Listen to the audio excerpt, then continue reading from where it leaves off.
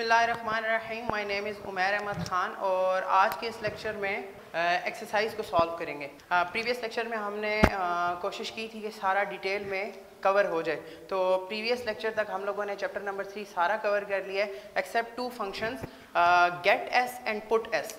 Gate S और puts को इंशाल्लाह हम लोगों ने इंटेंशनली ही छोड़ा है, वो इंशाल्लाह हम चैप्टर नंबर 6 में बहुत डिटेल में कवर कर लेंगे। ठीक है कि वो चैप्टर नंबर 6 में भी कवर हो जाएगा और चैप्टर नंबर 5 में भी कवर हो जाएगा। 5 में जब हम स्ट्रिंग्स के साथ काम करेंगे तो पुट एस बेसिकली हमारे पास स्ट्रिंग्स को आउटपुट कराने के लिए यूज़ होता है और गेट एस जो है वो सीन की जगह यूज़ करते हैं। ठीक है, इसकी बाकी डिटेल जो है वो हम चैप्टर नंबर 5 या 6 में अगर हमने कोई पैरामीटर्स पास करवाना हुआ, ज़्यादातर हम इसकी डिटेल चैप्टर नंबर 5 में ही देखेंगे। आज के इस लेक्चर में हम जो है वो एक्सरसाइज को सॉल्व करेंगे चैप्टर नंबर 3 की। तो चैप्टर नंबर 3 की एक्सरसाइज को सॉल्व करते हैं। सबसे पहले हम लोग जो हैं वो क्वेश्चन नंबर 3 से सॉल्व करते हैं। क्वेश्चन नंबर 3 के अंदर जो है वो हमारे पास डिफरेंट टाइप्स के जो हैं वो वेरिएबल लिखे हुए हैं। आप लोगों ने ये बताना है कि वो वेरिएबल वैलिड है कि नहीं। जो चीज़ वैलिड है आपने उसको वैलिड लिख देना है, जो चीज़ इनवैलिड है आप लोगों ने रीज़न साथ लिखनी है कि वाई इट इज़ इनवैलिड। ठीक है, what is the reason behind them. ठीक, फर्स्ट जो आपके पास लिखा हुआ है, आपके पास लिखा हुआ है एक्सरसाइज और क्वेश्चन नंबर आपके पास है।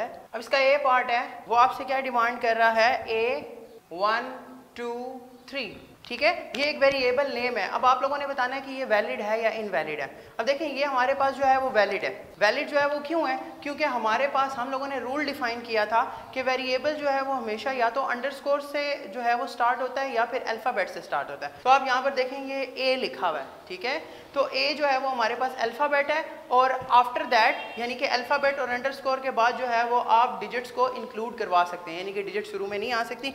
सो दिस इज़ ओके, यानी कि वैलिड है। सेकंड जो है वो हमारे पास है अंडरस्कोर ABCD, अंडरस्कोर ABCD। अब देखें अगेन वही वाला जो हमने ऊपर रूल डिफाइन करवाया।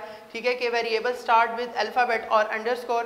ठीक है, डेट इज़ टोटली फाइन, तो दिस इज़ वैलिड वेरिएबल। इसके बाद हमारे पास है थर्ड जो हमारे पास लिखा हुआ है वो लिखा हुआ है 5HML, 5HML।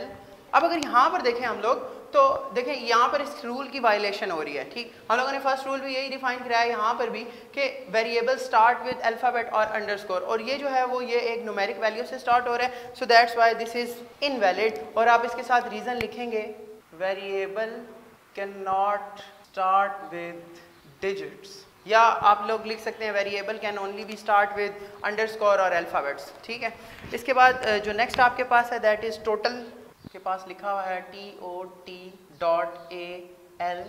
अब इसमें देखें ये हमारे पास इनवैलिड वेरिएबल है। इनवैलिड वेरिएबल क्यों है, इसकी रीज़न ये है कि हमारे पास एक ही स्पेशल सिंबल है दैट इज़ अंडरस्कोर, जो कि आप इंक्लूड करवा सकते हैं। इसके अलावा आप कोई भी जो है वो सिंबल जो है स्पेशल सिंबल जो है या स्पेशल कैरेक्टर जो है उसको इंटर नहीं करवा सकता है, तो दैट इज़ डॉट। तो डॉट जो है वो इनवैलिड है। तो आप इसके साथ रीज़न लिखेंगे, special symbol are not allowed या special symbol are not use as a variable name. अब एक और चीज़ यहाँ पर टोटल हो गया हमारे पास है F3SS1, नेक्स्ट F3SS1। यहाँ पर भी हमारे पास कोई रूल की वायलेशन नहीं हो रही। अगर आप इसको देखें तो ये हमारे पास जो है वो स्टार्ट हो रहा है हमारे पास अल्फ़ाबेट से। ठीक है, और उसके बाद हमारे पास डिजिट्स आ रही हैं। ठीक है, तो डिजिट्स जो है वो हमारे पास बाद में आ सकती हैं, तो दैट इज़ टोटली ओके। ठीक, इसके बाद हम लोगों के पास है नेक्स्ट क्वेश्चन, F पार्ट इसका दैट इज़ $ABG। ठीक है जी, अगर आप इसको देखते हैं, अब यहाँ पर देखें कि यहाँ पर हमारे पास अगेन सेम कि यहाँ पर आपके पास स्पेशल सिंबल आ रहा है। सो हम लोगों ने ऊपर भी डिस्कस किया कि special symbols are not allowed except this underscore. So underscore can be used. Underscore basically इसलिए भी यूज़ करते हैं क्योंकि हम लोग जहाँ पर स्पेसिस को यूज़ करना होता है वहाँ पर इस चीज़ को यूज़ कर लेते हैं, क्योंकि ब्लैंक स्पेसिस जो है वो हमारे पास अलाउ नहीं करते। तो सेम यानी कि इनवैलिड है और सेम ऊपर वाला। ठीक है, और देन हमारे पास क्या है, net underscore weight, net underscore. अब इस क्वेश्चन को देखें तो यहाँ पर हमारे पास अल्फ़ाबेट से स्टार्ट आ रहा है। ठीक है, और इसके अंदर कोई ऐसी चीज़ नहीं आ रही। अंडरस्कोर जो है वो एक वैलिड जो है वो हमारे पास टर्म है, तो दिस इज़ ओके। ठीक है, नेक्स्ट क्वेश्चन जो है वो हमारे पास है सी आउट। अच्छा, अब दो चीज़ें हैं, this is a keyword and keywords are not use as a variable name. लेकिन कई दफ़ा क्या होता है कि अगर आप इस सी को बड़ा कर दें तो ये कीवर्ड नहीं रहेगा, ठीक है। अक्सर जो कन्फ्यूजन आ जाती है, फॉर एग्जांपल एक पेपर में पूछा गया है आपसे वाइड, ठीक है। अब कुछ लोग जो है वो वाइड को जो है वो इनवैलिड कर देते हैं, ठीक। अब वाइड को इनवैलिड करने से नुकसान क्या है? बेसिकली वाइड जो है वो हमारे पास जो है वो रिटर्न टाइप ज़रूर है, लेकिन वो स्मॉल में लिखा हुआ होना चाहिए। यानी कि ये जो हमारे पास C++ लैंग्वेज है या C लैंग्वेज है, this is case sensitive language. अगर मैं इस C को बड़ा कर दूंगा तो ये वैलिड हो जाएगा, ये वेरिएबल नेम जो है वो वैलिड हो जाएगा। अब यहाँ पर C छोटा है तो ये हमारे पास जो है वो इनवैलिड है। इनवैलिड होने की रीज़न क्या है कि हमारे पास रिजर्व वर्ड्स या फिर हम लोग कह सकते हैं कीवर्ड्स आर नॉट अलाउड, ठीक है जी। तो ये आपका क्वेश्चन नंबर 3 कंप्लीट हो गया है। अगर आप वो रूल्स वाली वीडियो देख लें तो आपको होपफुली सारी चीज़ें बहुत डिटेल में क्लियर हो जाएंगी कि कहाँ पर जो है वो कन्फ्यूजन आपको आ रही है। इसके बाकी सारे और भी रूल्स हैं उसको भी देख लीजिएगा, मैंने वहाँ पर भी कोशिश की थी बड़े डिटेल में समझा दूँ। यहाँ पर अगर आपको इसमें भी कोई प्रॉब्लम है, कोई इशू है तो आप कॉमेंट सेक्शन में जो है वो बता सकते हैं। नेक्स्ट क्वेश्चन की तरफ मूव करते हैं। अच्छा जी, नेक्स्ट जो है वो हमारे पास क्वेश्चन नंबर 6 है और जिसमें वो आपसे डिमांड कर रहा है कि आप इसकी आउटपुट लिखें, ठीक है। अब आपके पास 3 स्टेटमेंट्स हैं, यानी कि आपके पास 3 आउटपुट आएंगी। मैंने प्रीवियस लेक्चर्स में भी अपने डिस्कस किया है कि अगर आपको आउटपुट निकालनी है तो जो भी चीज़ सी आउट में लिखी हुई है, ठीक है, यानी कि जो भी चीज़ आपके पास सी आउट में यानी कि कंसोल आउट में लिखी हुई है वही चीज़ जो है वो हमारे पास डिस्प्ले होगी। इसके अलावा जो है वो आपके पास कोई चीज़ जो है वो डिस्प्ले नहीं हो सकती। और इसका भी रूल आपको मैंने समझाया था कि it's basically consist of variable, strings, some kind of escape sequence, ठीक है, जो यहाँ पर आ सकती हैं, मैनिपुलेटर्स आ सकते हैं, ठीक। अब जो भी चीज़ डबल कोट्स में लिखी हुई होगी एक्सेप्ट एस्केप सीक्वेंस वो एज इट इज़ आएगी। यहाँ पर जो स्टूडेंट सबसे ज़्यादा मिस्टेक करते हैं कम से कम इन क्वेश्चंस के अंदर, यहाँ पर 2 चीज़ों की मिस्टेक करते हैं। एक कि वो जल्दी में क्वेश्चन सॉल्व करते हैं। अब यहाँ पर देखें 17/2 लिखा हुआ है, ठीक है, सॉरी 17/3 लिखा हुआ है यहाँ पर, और यहाँ पर आपसे डिमांड क्या की जा रही है 17/2, तो वो जल्दी से कैलकुलेटर में सॉल्व करके आंसर निकाल देते हैं। That is totally wrong. यहाँ पर एक और कंसेप्ट हमारे पास यूज़ हुआ है, दैट इज टाइप कास्टिंग, ठीक है। और मैंने टाइप कास्टिंग पढ़ाते हुए या फिर जब हम लोगों ने एक्सप्रेशन का टॉपिक डिस्कस किया था वहाँ पर भी मैंने आपको डिटेल में एक्सप्लेन किया था कि जहाँ पर आपके पास जो है वो इंटीजर वैल्यू आ जाए। अब यहाँ पर हमारे पास देखें ये भी इंटीजर कांस्टेंट है और ये भी हमारे पास जो है वो इंटीजर कांस्टेंट है। जब ये दोनों इंटीजर कांस्टेंट है तो इसका आंसर भी हमेशा जो है वो हमारे पास इंटीजर कांस्टेंट में ही आएगा। अब देखते हैं इसकी एक बनाते हैं आउटपुट। फॉर एग्जांपल इसका पहला केस, ठीक है, ये आपका पहला केस ए, ठीक। अब फॉर एग्जांपल यहाँ पर कोई एस्केप सीक्वेंस नहीं यूज हुई, ये चीज़ हमारे पास जो है वो एज इट इज़ आएगी। फॉर एग्जांपल जो लिखा हुआ है 17/3 इज इक्वल्स 2, ठीक है। अब ये स्ट्रिंग है तो हमने इसको एज इट इज़ लिख दिया, इसके अंदर कोई स्केप सीक्वेंस यूज़ नहीं हुई भी। स्केप सीक्वेंस की पहचान क्या है? स्केप सीक्वेंस की पहचान ये है कि वो बैकस्लैश से शुरू होता है। तो कोई भी चीज़ जो है वो आपके पास अगर स्ट्रिंग के अंदर या हमारे पास जो आउटपुट स्टेटमेंट के अंदर है कोई भी चीज़ जो है वो बैकस्लैश से लिखी जा रही है तो दैट इज़ स्केप सीक्वेंस। और स्केप सीक्वेंस जो है उसका मीनिंग थोड़ा सा डिफरेंट होता है, वो एज इट इज़ जो है वो प्रिंट नहीं होती, ठीक है। इसके अलावा बाकी सारी strings as it is print होती हैं। यहाँ पर हम लोगों ने डिस्कस किया था कि यहाँ पर डबल कोट्स के अलावा क्या क्या चीज़ें आ सकती हैं। डबल कोट्स के अलावा कॉन्स्टेंट्स आ सकते हैं जी, डबल कोट्स के अलावा एक्सप्रेशंस आ सकती हैं, डबल कोट्स के अलावा हमारे पास यहाँ पर वेरिएबल आ सकता है। अगर यहाँ पर वेरिएबल आएगा तो यहाँ पर वेरिएबल की वैल्यू आप लिखेंगे, ठीक है। अगर यहाँ पर आपके पास कोई कांस्टेंट आएगा तो constant as it is display हो जाएगा, ठीक। अगर आपके पास यहाँ पर कोई एक्सप्रेशन है तो एक्सप्रेशन को वो सॉल्व करके जो उसकी वैल्यू आएगी वो एज इट इज़ आ जाएगी। अब यहाँ पर अक्सर स्टूडेंट करते क्या है, सबसे बड़ी गलती क्या करते हैं कि वो उसको पॉइंट्स में कैलकुलेटर से जल्दी जल्दी सॉल्व करके जो है वो दे देते हैं। फॉर एग्जांपल अगर इसको वो कैलकुलेटर से सॉल्व करे तो इसके पास जो हमारे पास आंसर आएगा वो 8.5 आता है, दैट इज टोटली रॉन्ग, ठीक। अगर आपको कंसेप्ट याद हो हमारे प्रीवियस लेक्चर में, ठीक है, अगर आपने नहीं देखे तो काइंडली एक्सप्रेशन का लेक्चर लाजमी देखिएगा, बहुत इंपॉर्टेंट है इस कोर्स के लिए। जितना भी हम लोग पढ़ेंगे वहाँ पर एक्सप्रेशन जो है वो लाजमी कहीं ना कहीं किसी भी हवाले से यूज़ होंगी। फॉर एग्जांपल हम लोगों ने 17 को अंदर रखा और 2 को हमने बाहर रखा तो 2 8s आर 16, ठीक है, हमारे पास रिमाइंडर बच गया 1, ठीक। अब अगर यहाँ पर मॉड ऑपरेटर लगा होता तो हम इसकी जगह रिप्लेस करते ये 1। अब हमारे पास लगा हुआ है डिवीजन ऑपरेटर तो हम इसकी जगह रिप्लेस करेंगे 8। तो यहाँ पर जो आपके पास आंसर आएगा this is your correct value या this is your correct answer, कि 17 डिवाइड्स 3 इज इक्वल्स टू 8। अब यहाँ पर उसने हमें एज इट इज़ लिख दिया, ठीक। अब इसका ये मतलब नहीं है कि यहाँ पर 17 डिवाइड्स 3 लिखा हुआ है तो आपने यहाँ पर भी 17 डिवाइड्स 3 ही लिखना है, ठीक है। ये जो है वो इंटेंशनली ये गलती की गई है, ठीक है, आप लोगों को कंफ्यूज करने के लिए। ये जो चीज़ डबल कोट्स में ये एज इट इज़ लिखनी है, और ये वाली जो चीज़ है इसको आपने जो है एक्सप्रेशन है उसको कन्वर्ट करना है, जो उसकी एक्चुअल वैल्यू है उसके बाद आप लोगों ने इसको यहाँ पर पुट डाउन करना है। सेकेंड केस अगर हम देखें तो इसकी अलहदा से एक बॉक्स बना लेते हैं। ये हमारे पास पार्ट 1 है, ठीक है, ये हमारे पास ए पार्ट है। अगर हम बी पार्ट की तरफ आते हैं तो हमारे पास क्या होगा, देखें यहाँ पर हमारे पास ये चीज़ स्ट्रिंग है, तो स्ट्रिंग एज इट इज़ लिखी जाती है, ठीक है, जिस तरह लिखी हुई है एज इट इज़ लिखेंगे। सो 10.0 डिवाइड्स 4 इज इक्वल्स टू, अच्छा अब देखें यहाँ पर देखें 10.2 divides 4, this is type casting, ठीक है। और टाइप कास्टिंग की कौन सी टाइप, पहले टाइप कास्टिंग अगर आप न्यू हैं और डायरेक्टली इसी लेक्चर को फॉलो कर रहे हैं तो type casting is a process of converting one data type into another data type. There is basically two types, the one is implicit, the other one is explicit. और यहाँ पर जो है वो हमारे पास इम्प्लिसिट यूज़ की गई है। इम्प्लिसिट क्यों यूज़ की गई है, अब यहाँ पर ऊपर वाले केस में देखें हमारे पास दोनों इंटीजर थे, ठीक है, तो आंसर भी हमारे पास इंटीजर में ही आया। यहाँ पर हमारे पास फ्लोट है और एक इंटीजर है, यानी कि दोनों की डाटा टाइप जो है वो हमारे पास डिफरेंट है। अब जब हमारे पास दोनों की डाटा टाइप डिफरेंट है तो आप बड़ी डाटा टाइप के ऊपर जाओगे, तो आप इसको कैलकुलेटर में जो है वो डायरेक्टली कर सकते हो, ठीक है। और इसमें अगर हम इसको कैलकुलेटर में डायरेक्टली पुट करें तो हमारे पास आता है 10.2 डिवाइड्स 4 और इसका आंसर आता है 2.55, ठीक हो गया। ये जो भी इसका रिक्वायर्ड आंसर आ रहा है, ठीक है, इससे फ़र्क नहीं पड़ता कि मैंने यहाँ पर कुछ अगर गलत हो गया तो, ठीक है। फॉर एग्जांपल 10.2 है डिवाइड्स 4 है, तो जो भी इसका आंसर आता है कैलकुलेटर पे एज इट इज़ वो आप लोगों ने यहाँ पर डिस्प्ले कर देना है। एक चीज़ का ख्याल रखना है कि यहाँ पर दोनों इंटीजर ना हो, अगर दोनों इंटीजर हैं तो फिर यहाँ पर 8.5 नहीं आएगा, वो यहाँ पर 8 ही आएगा। रीज़न मैंने उसकी आपको बता दिया, ठीक है, कि कंपाइलर खुद से कोई चीज़ कन्वर्ट नहीं करता, ठीक है। लास्ट जो हमारे पास पार्ट सी है इसको सॉल्व करते हैं। अभी देखें ये जो चीज़ है वो एज इट इज़ लिखेंगे हम लोग लिख रहे हैं 40 divide 5 modulus 3 multiplied 7 is equals 2।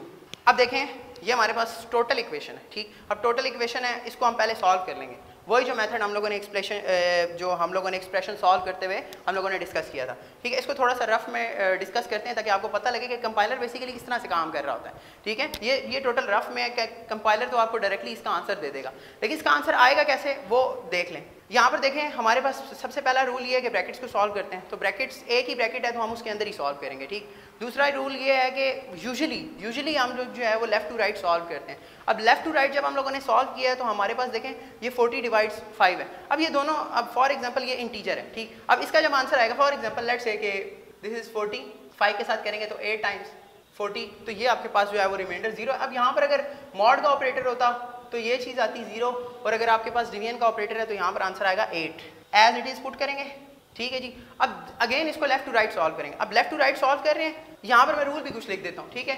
पहली इक्वेशन में हम लोगों ने क्या किया है, लेफ्ट टू राइट मूव किया है। सेकंड स्टेप जो है वो इसमें हमारे पास मल्टीप्लिकेशन, डिवीजन और मॉड, इन तीनों की प्रेसिडेंस सेम है, ठीक है। यानी कि इसका मतलब क्या है, इसका मतलब ये है कि इन तीनों की प्रायोरिटी सेम है, यानी कि अब लेफ्ट टू राइट मूव कर रहे हैं और इन तीनों में से कोई भी ऑपरेटर आ जाए तो आपने इसको पहले सॉल्व कर लेना है। ये मैथ से थोड़ा सा डिफरेंट है, मैथ में डिमैश रूल फॉलो करते हैं, यहाँ पर डिमैश रूल फॉलो नहीं होता। अब डिमैश रूल को कन्वर्ट हम किस तरह से करेंगे वो लेटर ऑन की लेक्चर्स में हम लोग डिटेल में देखेंगे कि वो एक्सप्रेशन किस तरह से बेसिकली कन्वर्ट होती है, ठीक है। फॉर एग्जाम्पल ये चीज़ है। अब देन अगेन इसको सॉल्व करेंगे अगर, तो this is your 8, this is 3, तो 3 2s आर 6 एंड देन 2, ठीक है, दिस इज योर आंसर, ठीक है। अगेन मैंने इसमें बड़े डिटेल में एक्सप्लेन किया, बेसिकली ये जो हमारे पास 2 है, this is your answer, 2 multiplied 7, ठीक। अब देखें कि हमारे पास अब लास्ट में यही एक वैल्यू रह गई है, एंड 2 7s आर 14, तो यहाँ पर जो आपके पास रिक्वायर्ड आंसर आएगा 14। अब वो कैसे आया वो मैंने आपको हायरार्की इसकी बता दी है, ठीक है। आई होप कि ये क्वेश्चन आपको अच्छा समझ में आ गया होगा। इसके अलावा भी कोई क्वेश्चन आता है तो आप उसको अच्छे तरीके के साथ जो आपने कंसेप्ट सीखे हुए हैं वो इसको इस पर अप्लाई कर सकते हैं। इस चैप्टर के अंदर मैंने कोशिश की है कि हर चीज़ जो है वो बहुत डिटेल में एक्सप्लेन कर सकूँ, ठीक है। डिटेल में एक्सप्लेन करने का मकसद ये है कि नेक्स्ट चैप्टर्स के अंदर अगर मैं उन चीज़ों को डायरेक्टली इंप्लीमेंट करूँ तो आप लोगों को प्रॉब्लम ना हो। तो काइंडली जो है वो प्रीवियस लेक्चर जो है वो इसके जो है वो लाजमी देखिएगा।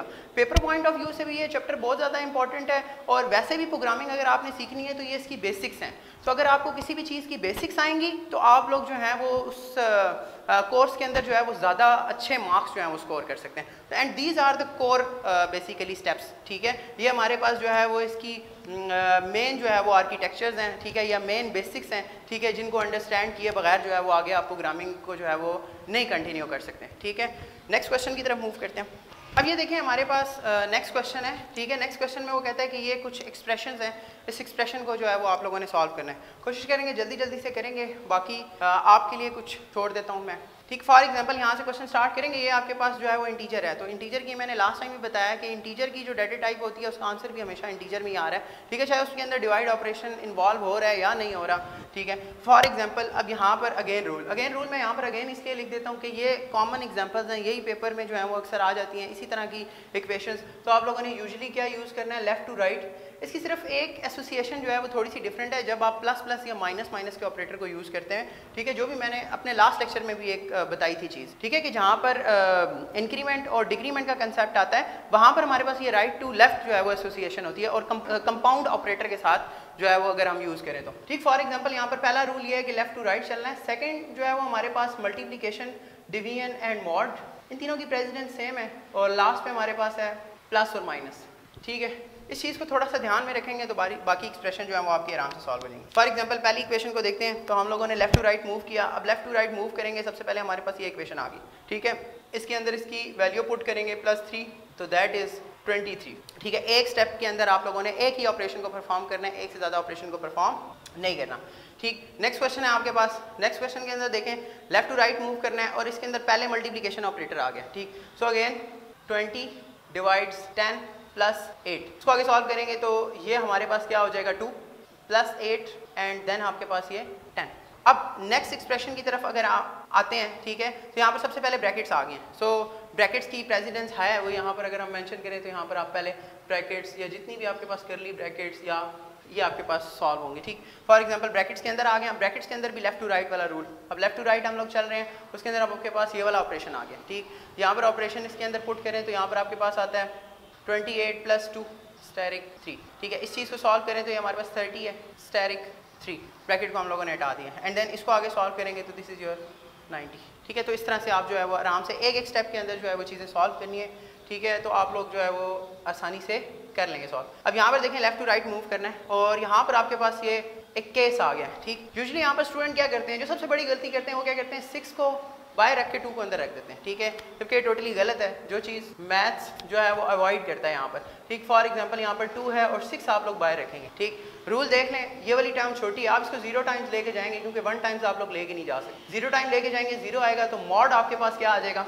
2, this is your remainder and this is your coefficient, ठीक है जी। इन केसेस के अंदर अब फॉर एग्जांपल ये वाला केस है, क्योंकि ये दोनों इंटीजर में है तो हम पॉइंट्स के अंदर जो है वो जा नहीं सकते। यहाँ पर इसका जो है वो आंसर 0 आ जाएगा, -20 + 3, ठीक है जी। लेफ्ट टू राइट चलेंगे, अब प्लस और माइनस में से जो भी चीज़ पहले आ रही है आप उसको पहले सॉल्व करेंगे। लेफ्ट टू राइट चलेंगे, ये चीज़ आ गई है, देन 20 + 3, 20 + 3 आपके पास हो जाता है 23, ठीक है। नेक्स्ट की तरफ मूव करते हैं। अब यहाँ पर देखेंगे आपके पास क्या है, पहले ब्रैकेट्स हैं तो सबसे पहले ब्रैकेट्स को सॉल्व करेंगे। उसके बाद अब ब्रैकेट सबसे पहले लेफ्ट टू राइट चलेंगे तो ये वाली ब्रैकेट्स आ रही है। अब इस ब्रैकेट को सॉल्व करेंगे तो इसके अंदर सबसे पहले हमारे पास माइनस का ही ऑपरेटर बचा है, माइनस को पहले सॉल्व करेंगे तो ये हमारे पास हो जाएगा 18 डिवाइड्स 6 + 3।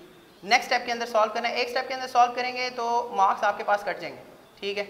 अब ये 6 + 3 यहाँ पर आपके पास हो गया 9, देन 18 डिवाइड्स 9, वो आपके पास डायरेक्टली आंसर आ जाएगा 2, ठीक है जी। नेक्स्ट की तरफ मूव करते हैं, दैट इज़ 25 mod 7। अगर हम इसको थोड़ा सा सॉल्व करें तो दिस इज़ 25 एंड 7, तो 7 3s are 21 और आपके पास 4 जो है वो रिमाइंडर आ जाता है। So this is your coefficient and this is your mod operator, या फिर हमारे पास जो है वो रिमाइंडर ऑपरेटर इसको कहते हैं। So your answer is 4। I hope कि ये टॉपिक भी आपको जो है वो क्लियर हो गया होगा। अब ये जो है वो हमारे पास इंटीजर का टॉपिक था, यानी कि ये उसकी एक टाइप थी जो हम लोगों ने डिटेल में एक्सप्रेशन का टॉपिक पढ़ा था। वहाँ पर हमने एक टॉपिक पढ़ा था कि जो इंटीजर डाटा टाइप्स हैं उसको हम किस तरह से सॉल्व करते हैं। सो इंटीजर डाटा टाइप को जो है वो हमने इस लेक्चर के अंदर कवर किया। अब देखते हैं कि जो है वो नेक्स्ट क्वेश्चन क्या है, उसकी तरफ मूव करते हैं। अच्छा जी, अपने नेक्स्ट क्वेश्चन की तरफ आते हैं, that is evaluate the expressions, ठीक है। अब इस एक्सप्रेशन और उस एक्सप्रेशन में डिफरेंस क्या था। उस एक्सप्रेशन में अगर आप गौर करें तो वो सारी की सारी इंटीजर में थी, यहाँ पर आपके पास मिक्स आ रही हैं, यानी कि कुछ आपके पास फ्लोटिंग पॉइंट नंबर के अंदर है और कुछ जो है वो इंटीजर के अंदर है। तो यहाँ पर जो है वो कुछ लोग जो है वो यहाँ पर भी बहुत ज़्यादा मिस्टेक कर देते हैं, ठीक है। अब देखें एक बात ध्यान में रखें कि जब इंटीजर है तो आपके पास हमेशा आंसर इंटीजर में आएगा, जब फ्लोट है तो आपके पास आंसर हमेशा फ्लोट के अंदर आएगा। लेकिन जब कंपाउंड है तो वहां पर आपने थोड़ा सा ध्यान रखना है, होल जो इक्वेशन है उसका आंसर तो हमारे पास हमेशा फ्लोट के अंदर ही आएगा। लेकिन यहाँ पर एक और कंफ्यूजन ये है कि यहाँ पर आपके पास मिक्स आ रहा है, तो यहाँ पर आप लोगों ने ऑपरेटर के बीच में ध्यान देना है कि जो आप दो इक्वेशंस को, दो ऑपरेंड्स को सॉल्व कर रहे हो, ठीक है, उन दोनों की वैल्यू बेसिकली क्या है। ठीक है, लेट्स सपोज हम इस क्वेश्चन को स्टार्ट करते हैं। ठीक, अब फॉर एग्जांपल पहला रूल वो जो हम लोगों ने डिस्कस किया था कि लेफ्ट टू राइट चलना है। दूसरा रूल जो है वो हम लोगों ने ब्रैकेट्स को सॉल्व करना है, वो कोई भी ब्रैकेट हो सकती है, ठीक है, अकॉर्डिंग टू द रूल्स। ठीक है, उसके बाद तीसरे नंबर पे हम लोगों ने मल्टीप्लिकेशन, डिवीजन और मॉडुलस ऑपरेटर सेम प्रायोरिटी पे हैं, और लास्ट में हमारे पास प्लस और माइनस है। ठीक, अब देखें यहाँ पर आपके पास सबसे पहले ये चीज़ सॉल्व होगी। अब ये देखें ये दोनों इंटीजर में है, ठीक है, यानी कि अब ये इक्वेशन बेशक जो है वो हमारे पास मिक्स है, ठीक है, लेकिन आप लोग जिस ऑपरेंट को यूज़ कर रहे हैं, ठीक है, वो दोनों ऑपरेंट हमारे पास इंटीजर के अंदर है। अब फॉर एग्जांपल 15 डिवाइड्स 2, तो ये हमारे पास आंसर आएगा 7। ठीक है, वाई, क्योंकि अगेन यहाँ पर इसको कन्वर्ट करते हैं। फॉर एग्जांपल 15 2 7 आर 14, और आपके पास रिमाइंडर 1 बचा। This is your mod operator and this is your coefficient operator. ठीक है, आप डायरेक्टली इसको मूव नहीं करवा सकते, बाकी सारी चीज़ें जो हैं वो एज इट इज़ आएंगी, साथ प्लस 4.3। ठीक है, अब देखें आप लोगों ने किसको सॉल्व करना है, इन दोनों को, क्योंकि लेफ्ट टू राइट मूव कर रहे हैं तो ये आपके पास आ रहा है। सो फॉर एग्जांपल ये आपके पास आ जाएगा 17.0। ठीक, क्यों, उसकी वजह, अब यहाँ पर देखें ये आपके पास फ्लोट है और ये आपके पास है इंटीजर। यहाँ पर जो टाइप कास्टिंग लगी है वो आपके पास लगी है implicit type casting. Implicit type casting के अंदर कंपाइलर जो है वो ऑटोमेटिकली कन्वर्ट कर देता है बड़ी डाटा टाइप में, बिगर डाटा टाइप में। ठीक, फॉर एग्जांपल यहाँ पर हम लोगों ने लिखना है 4.3। ठीक, अब यहाँ पर आपके पास 4.3 है तो ये आपके पास आएगा 21.3। ठीक है, ये आपके पास क्वेश्चन इस तरह से सॉल्व होगा। ठीक, अब ये भी फ्लोट में, ये भी फ्लोट में, यहाँ पर आपके पास इसमें आंसर जो है वो फ्लोट में आ जाएगा। ठीक, सेकंड जो आपके पास इसका बी पार्ट है उसको कैसे सॉल्व करेंगे। अब ये देखें, ये यहाँ पर आपके पास ये अगेन टाइप कास्टिंग लगी। अब इस टाइप कास्टिंग की वजह से क्या होगा, यहाँ पर टाइप कास्टिंग की वजह से इसका पूरा आंसर चेंज आ जाएगा। क्यों, क्योंकि ये एक डाटा टाइप जो है वो फ्लोट में और दूसरी इंटीजर में, सो हम इसको कन्वर्ट कर देंगे फ्लोट में, क्योंकि फ्लोट जो है वो हमारे पास बड़ी डाटा टाइप है। अब जो है वो इसको पूरे को सॉल्व करेंगे तो यहाँ पर हम 0 लगा के, अब जो है वो हमारे पास ये मॉड का ऑपरेटर नहीं यूज़ होगा। ठीक, क्योंकि मॉड का ऑपरेटर हमेशा यूज़ होता है दोनों इंटीजर डाटा टाइप्स के लिए। अगर इंटीजर डाटा टाइप नहीं है तो फिर आप डायरेक्टली इसको कन्वर्ट करेंगे। अब आप डायरेक्टली इसको पुट कर सकते हैं। For example 7.5 plus 10.0 plus 4.3। ठीक, इसको सॉल्व करेंगे, देन ये हमारे पास क्या हो जाएगा 17.5 प्लस 4.3, और इसको अगर आप सॉल्व करें तो ये आपके पास आ जाएगा 21.8। ठीक है जी, अब यहाँ पर और इसमें सिर्फ ये डिफरेंस है। ठीक है, कुछ लोग यहाँ पर कंफ्यूज हो जाते हैं, तो आई होप कि इस लेक्चर के बाद आप लोगों को जो है वो एक्सप्रेशन बहुत अच्छी सॉल्व करनी आ जाएगी। ठीक है, नेक्स्ट क्वेश्चन की तरफ मूव करते हैं। लेफ्ट टू राइट चलेंगे, लेफ्ट टू राइट में सबसे पहले इस चीज़ को सॉल्व करेंगे। अब यहाँ पर भी देखें हमारे पास दोनों इंटीजर हैं। अब जब इंटीजर है तो हम पॉइंट्स की तरफ नहीं जाएंगे। ठीक, और इंटीजर भी जो है वो इस तरह से सॉल्व करना है जिस तरह लिखा हुआ है। अब 6 जो है वो बड़ी वैल्यू है, 4 जो है वो छोटी वैल्यू है। 0 टाइम्स जाएंगे और ये हमारे पास आएगा 0, और देन 4 हमारे पास रिमाइंडर है, और this thing is your question. अब अगेन यहाँ पर आप लोग जो है वो 0 पुट करेंगे। ठीक है, क्यों, क्योंकि आपसे मॉड डिमांड नहीं किया हुआ, आपसे डिवीजन डिमांड की हुई है। 3.0 प्लस 6। ठीक है, यहाँ पर एक और चीज़ का भी ख्याल रखना है बड़ा ध्यान से, उसको डिस्कस करते हैं, वो है क्या। अब जब देखें इनको मल्टीप्लाइड करवाया तो ये 0.0 आएगा आंसर। कुछ लोग यहाँ पर 0 लिख देते हैं, ठीक है, दैट इज रॉन्ग। ठीक, आपको एक और रूल भी बताया कि ये जो है ये मिक्स जो है वो एक्सप्रेशन है। सो मिक्स एक्सप्रेशन के अंदर हमारे पास आंसर जो है वो बड़ी डाटा टाइप के अंदर आता है। ठीक है, यहाँ पर आपने 0 नहीं करना। ठीक है, 0.0 प्लस 6, तो ये आपके पास हो जाएगा 6.0 is your answer. I hope के ये एक्सप्रेशन का लेक्चर जो है वो आपके पास बहुत अच्छे से क्लियर हो गया होगा। ठीक है, नेक्स्ट क्वेश्चन की तरफ मूव करते हैं जी। अच्छा जी, नेक्स्ट क्वेश्चन है आपके पास फाइंड द आउटपुट, और एक ये इस तरह का प्रोग्राम लिखा हुआ होता है। ठीक है, इस क्वेश्चन के अंदर काफ़ी सारे स्टूडेंट्स जो हैं वो थ्योरी को याद करके चले जाते हैं और प्रोग्रामिंग को छोड़ देते हैं। अब ये बड़ा एक सिंपल सा प्रोग्राम है, और ऐसे सिंपल से प्रोग्राम आपके जो है वो शॉर्ट क्वेश्चन के अंदर हमेशा से आ जाते हैं। ठीक है, तो स्टूडेंट्स जो हैं वो आखिरी टाइम पे जो पढ़ना शुरू करते हैं वो इस चीज़ को इग्नोर कर जाते हैं कि प्रोग्रामिंग कोई बहुत ही मुश्किल चीज़ है जो हम नहीं कर सकते, हम थ्योरी करके पास कर जाएंगे। वो एक बड़े आसान से क्वेश्चन को जो है वो छोड़ देते हैं।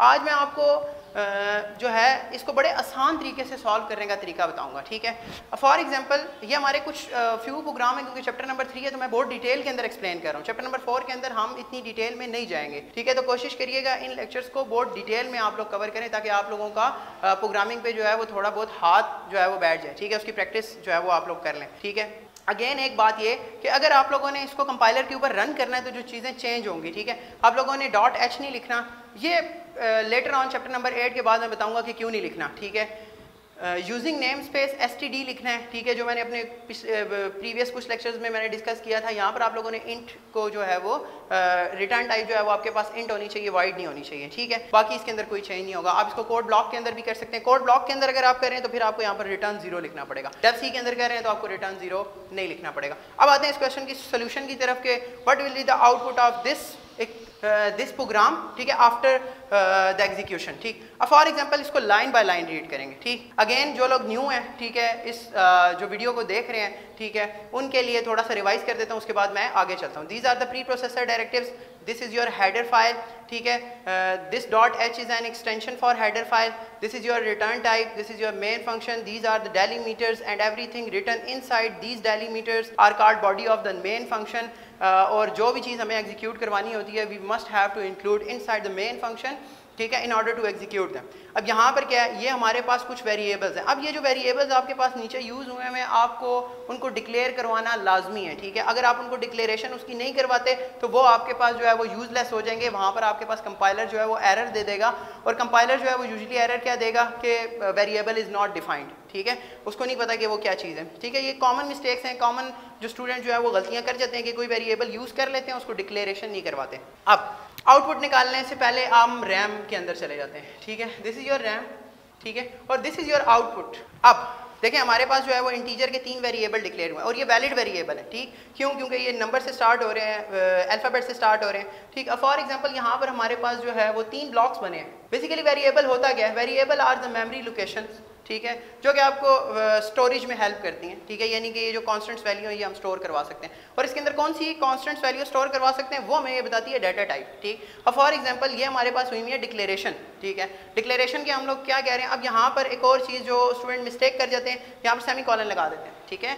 सेमी कॉलन है स्टेटमेंट टर्मिनेटर, ठीक है, ये स्टेटमेंट हमारे पास सेपरेटर है, ठीक है। This is statement separator. हम लोगों ने 3 वेरिएबल डिक्लेरेशन एक ही डाटा टाइप की करवाई है। अगर आप यहाँ पर जो है वो सेमी कॉलन पुट कर दोगे तो आपको नंबर 2 के साथ दोबारा से इंटीजर लगाना पड़ेगा, चाहे आप एक ही लाइन पे क्यों नहीं लिख रहे हैं, ठीक है। आई होप कि ये बात आपको समझ आई होगी, ठीक। बाकी जब हम अपने कुछ प्रोग्राम्स और लिखेंगे प्रैक्टिस के दौरान तो वहाँ पर भी डिटेल में इस चीज़ को डिस्कस किया जाएगा कि ये कितने वे से लिखा जाता है, बल्कि यहाँ पर भी अभी कर लेते हैं। फॉर एग्जांपल अगर आप इस तरह से डिक्लेरेशन नहीं करवाना चाह रहे तो आप इस तरह से भी डिक्लेरेशन करवा सकते हैं, num1 int num2 int total, ठीक है, दैट इज टोटली फाइन, ठीक है। और ये चीज़ जो है वो आप यहाँ पर भी लिख सकते हैं, ठीक। तो जब कॉमा यूज़ करें, कॉमे का मतलब ये है कि ये जो वेरिएबल आपने उससे आगे डिक्लेयर करा है इसकी डाटा टाइप भी यही लेंगे आप, ठीक है।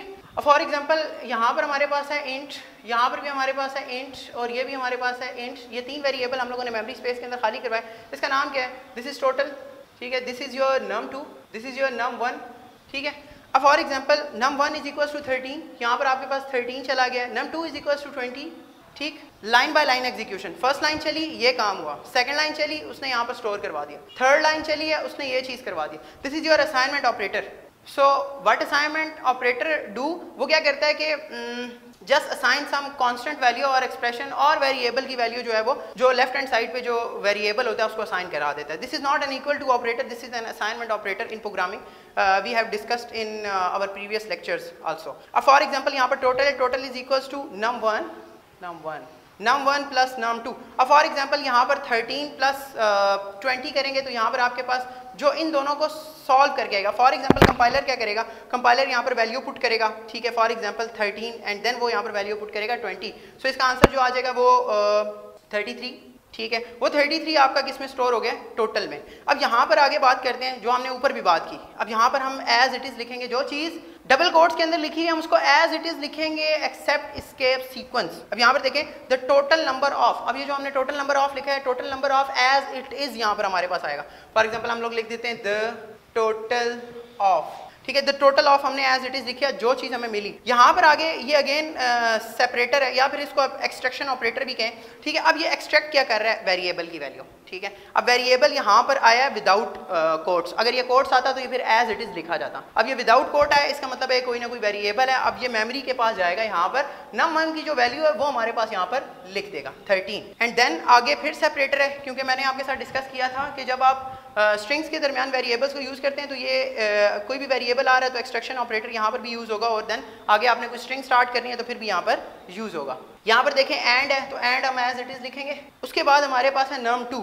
अब num2 की वैल्यू हमारे पास क्या है, 20, ठीक। इस डबल कोट्स में है एज इट इज लिखेंगे और यहाँ पर हमारे पास है टोटल। सो टोटल की वैल्यू हमारे पास मेमोरी के अंदर कितनी पड़ी हुई है 33। सो प्रोग्रामिंग इज नथिंग, जब आपको एक्सप्रेशन की समझ आ गई है, आप लोगों को सी आउट की समझ आ गई है, आप लोगों को सी इन की समझ आ गई है, ठीक है। सो प्रोग्रामिंग जो है वो बहुत आसान सी चीज़ है, इसको काइंडली जो है वो स्किप ना करिएगा। मैं कोशिश करूँगा कि इन लेक्चर वीडियोज़ के अंदर मैं आपको बहुत डिटेल के अंदर प्रोग्रामिंग समझाऊँ, एक एक टॉपिक जो है वो बहुत डेप्थ के अंदर जाके समझाऊँ, ताकि जो भी कोई डिफिकल्टी है आपको इस लेवल के अंदर पेपर से पहले वो सारी चीज़ जो है वो क्लियर हो जाए। अच्छा जी, हम लोग नेक्स्ट क्वेश्चन की तरफ मूव करते हैं। नेक्स्ट भी हमारे पास जो क्वेश्चन है दैट इज़ अबाउट इनपुट, कि हम लोगों ने इनपुट निकालनी है, ठीक है। लेट्स से इस क्वेश्चन नंबर 10, ठीक। अब देखें कि यहाँ पर सेम प्रोसीजर है, यहाँ पर कुछ इंक्रीमेंट और डिक्रीमेंट का जिक्र किया गया है। अक्सर औकात यहाँ पर प्री इंक्रीमेंट और पोस्ट इंक्रीमेंट का जिक्र किया जाता है, ठीक है, जो कि यहाँ पर ऑलरेडी यहाँ पर सारे प्री इंक्रीमेंट यूज़ हुए हैं।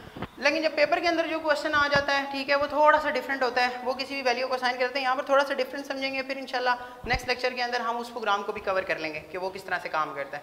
पहले देखते हैं कि इसकी आउटपुट किस तरह से काम करेगी, ठीक। मैं रैम बना लेते हैं, ठीक है। This process is called dry run, ठीक है, कि आपको हर चीज़ जो है वो कंपाइलर की पता हो कि कंपाइलर किस तरह से काम कर रहा है। जब आपको ये पता लग गया कि कंपाइलर किस तरह से काम करेगा, आपकी आउटपुट कभी भी गलत नहीं होगी, ठीक है। दिस इज योर रैम, और रैम के अंदर आप लोगों ने क्या करना है, ये एक ही बॉक्स है। फॉर एग्जांपल इंटीजर है, अब ये 4 या 2 बाइट्स ले रहा है अकॉर्डिंग टू द कंपाइलर, और नाम जो है वो इसका n है, और वैल्यू सेकंड स्टेप पे इस पे 10 स्टोर हुई है। यहाँ पर हम साथ आउटपुट भी बना लेते हैं। अब देखें यहाँ पर जो है वो स्ट्रिंग है, स्ट्रिंग लिखी हुई है, तो स्ट्रिंग हम लोगों ने एज इट इज़ लिखनी है, ठीक है। यहाँ से लेके यहाँ तक स्ट्रिंग लिखी हुई है एज इट इज़, जिस तरह स्ट्रिंग लिखी हुई है हम लोग उसके अंदर बगैर कोई चेंज किए एज इट इज़ लिखेंगे, ठीक है। हम लोगों ने लिखी है the initial value of n is. अब यहाँ पर हम स्टॉप हो गए हैं, ठीक है, क्यों? क्योंकि यहाँ पर एक्सट्रैक्शन ऑपरेटर आ गया। एक्सट्रैक्शन ऑपरेटर के बाद हमारे पास ये n लिखा हुआ है, सो n इज़ अ वेरिएबल, ठीक। यहाँ पर अगर डबल कोट्स में नहीं लिखा हुआ तो 3 चीज़ें आ सकती हैं, या वेरिएबल आ सकता है, या फिर आपके पास कॉन्स्टेंट्स आ सकते हैं, या आपके पास कोई एक्सप्रेशंस आ सकते हैं, ठीक है। हमने सारी चीज़ों को बहुत डिटेल में डिस्कस किया हुआ है, ठीक। फॉर एग्जाम्पल यहाँ पर लेट्स से कि n की वैल्यू आपसे डिमांड कर रहा है, n की वैल्यू रैम से देखनी है हम लोगों ने, दैट इज़ योर 10, ठीक है जी। और यहाँ पर एंडल है, एंडल इज़ अ मैनिपुलेटर, ठीक है। अब एंडल क्या करेगा, वो नेक्स्ट लाइन पे इसको मूव करवा देगा, ठीक है, कर्सर को। अब ये कर्सर आपका नेक्स्ट लाइन पे मूव कर गया, ठीक है। और साथ उसने जो मेमोरी बफर के अंदर जो चीज़ें रिपीट हो रही होती हैं, रैम के अंदर जो बफर्स होते हैं, ठीक है, उसको कैश करवा दिया, यानी कि एफ फ्लश का फंक्शन यूज़ होते हैं, ठीक है। अलहदा से मैनिपुलेटर है, ये दोनों काम एंडल के साथ ही करवा देता है, ठीक है। बैकस्लैश n ये काम नहीं करता। यहाँ पर है n++। अब यहाँ पर कुछ लोग क्या करते हैं, कुछ लोग यहाँ पर मिस्टेक कर देते हैं, ठीक। वो क्या करते हैं, ये pre for example post increment लिखा हुआ है, यानी कि जो प्लस है बाद में, ठीक, वो वैल्यू असाइन कराते हैं पर उसके अंदर मेमोरी के अंदर डिस्प्ले नहीं करवाते, ठीक है। वो तब कंसेप्ट यूज़ होता है जब हमारे पास 2 ऑपरेंड मूव कर रहे हो, एक ही लाइन पे 2 ऑपरेंड मूव कर रहे हो, ठीक है। बात समझ में आई आप? और फॉर एग्जाम्पल ये जो आपके पास लिखी हुई है, मैं अगर यहाँ पर कॉमेंट्स पुट करूँ तो that is equals to n is equals to n+1, ठीक है, ये चीज लिखी हुई है, ठीक है। इसके अलावा कुछ भी नहीं लिखा हुआ है यहाँ पर। अब n is equals to n+1 है। अब n के अंदर आपके पास वैल्यू क्या पड़ी हुई है, मैं रैम से उठाएगा 10+1 11, उस 11 को स्टोर करवा देगा n के अंदर, यानी कि अब ये ओवर राइट हो गई है। So that's why this is called variable, that's why n is called variable, या इसको हम वेरिएबल बोलते हैं, बिकॉज वैल्यू जो है वो वेरी करती रहती हैं, वो चेंज करती रहती हैं, ठीक है। अब यहाँ पर हमारे पास यहाँ तक हम लोगों ने प्रोसीजर करवा दिया। मेमोरी के अंदर देखें, रैम के अंदर हम लोगों ने उस चीज़ को चेंज कर दिया। अब यहाँ पर सी आउट लिखा हुआ है, सी आउट के अंदर फिर कोई स्टेटमेंट लिखी हुई है, कर्सर आपका मूव कर चुका था नेक्स्ट लाइन के ऊपर इस एंडल की वजह से। अगर ये एंडल नहीं है तो फिर आपकी जो आउटपुट है वो यहीं से स्टार्ट होगी। अब फॉर एग्जाम्पल यहाँ पर लिखा हुआ है the value of n is now, ये हम स्ट्रिंग लिखी हुई है एज इट इज लिखेंगे हम इसको, the value of n is now, यहाँ पर एज इट इज लिखा हुआ है, यहाँ पर एक्सट्रैक्शन ऑपरेटर है, n की वैल्यू डिमांड की गई है, n की वैल्यू आपके पास 11, ठीक है। एंडल आपके कर्सर को यहाँ पर मूव करवा देगा, ठीक। अब क्या हुआ, यहाँ पर आपके पास 2 स्टेटमेंट्स लिखी हुई हैं, ठीक। यहाँ पर ये 2 स्टेटमेंट अलग-अलग लाइन पे भी लिखी जा सकती हैं। For example n++ semicolon n++ यहाँ पर भी लिखा जा सकता है। सेमीकोलन अगर आप यहाँ पर भी लिख देते हैं तो इसका मतलब है कि 2 स्टेटमेंट रन कर रही हैं, बात सेम है। n is equals to n+1 2 दफ़ा, ठीक। अब for example n is equals to n+1 एक दफ़ा चला तो मेमोरी के अंदर इंक्रीज बाय 1, एक वैल्यू का इंक्रीमेंट हुआ। अब आपकी जो करंट वैल्यू है उस पर काम करेंगे। करंट वैल्यू आपके पास 11, इस स्टेटमेंट के एग्जीक्यूट करने से वो क्या हो गई, वो हो गई 12। अगेन जो है वो एक और सी आउट नहीं लिखा हुआ, अगर इसके दरमियान सी आउट लिखा होता तो आपके पास ये वाली वैल्यू है ये आपके पास शो होती। अब यहाँ पर आपके पास n++ लिखा हुआ है, इसका मतलब क्या है कि इसने एक और दफ़ा इंक्रीमेंट कराया, यानी कि यहाँ पर क्या हो जाएगा मेमोरी के अंदर 13। अब आपके पास सी आउट लिखा हुआ है, अब सी आउट की तरफ जाएंगे तो the value of n is now, ये आपके पास स्ट्रिंग है तो ये एज इट इज मूव होगी, बैकस्लैश n ये एंडल की वजह से आप लोग यहाँ पर मूव कर गए थे, ठीक है। सो आप लिखेंगे the value of n is now, ठीक है। अब नाउ के बाद आके यहाँ से आपके पास n है, n आप मेमोरी से देखेंगे दैट इज 13, ठीक है 13। अब नेक्स्ट स्टेटमेंट पे आए तो यहाँ पर आपके पास लिखा हुआ है n माइनस माइनस, सेम काम करता है जी जिस तरह प्लस प्लस काम करता है। यहाँ पर आप मैं कॉमेंट्स पुट कर रहा हूँ, this statement is equals to n is equals to n minus 1, यानी कि जो n के अंदर वैल्यू पड़ी है एक डिक्रीमेंट कर दो। लेट्स सपोज 13 है, 13 को यहाँ पर पुट करें, 13 माइनस 1 12 n के अंदर स्टोर करवा दें, तो यहाँ पर आपके पास वैल्यू जो चेंज हो जाएगी दैट इज 12, ठीक है जी। अब यहाँ पर अगेन लिखा हुआ है सी आउट, तो सी आउट लिखा हुआ है, यहाँ पर लिखा हुआ है the value of n is now, as it is लिखेंगे जी the value of n is now. अपनी तरफ से कोई चीज़ चेंज नहीं करनी, ठीक है, कोई चीज़ ऐड नहीं करनी।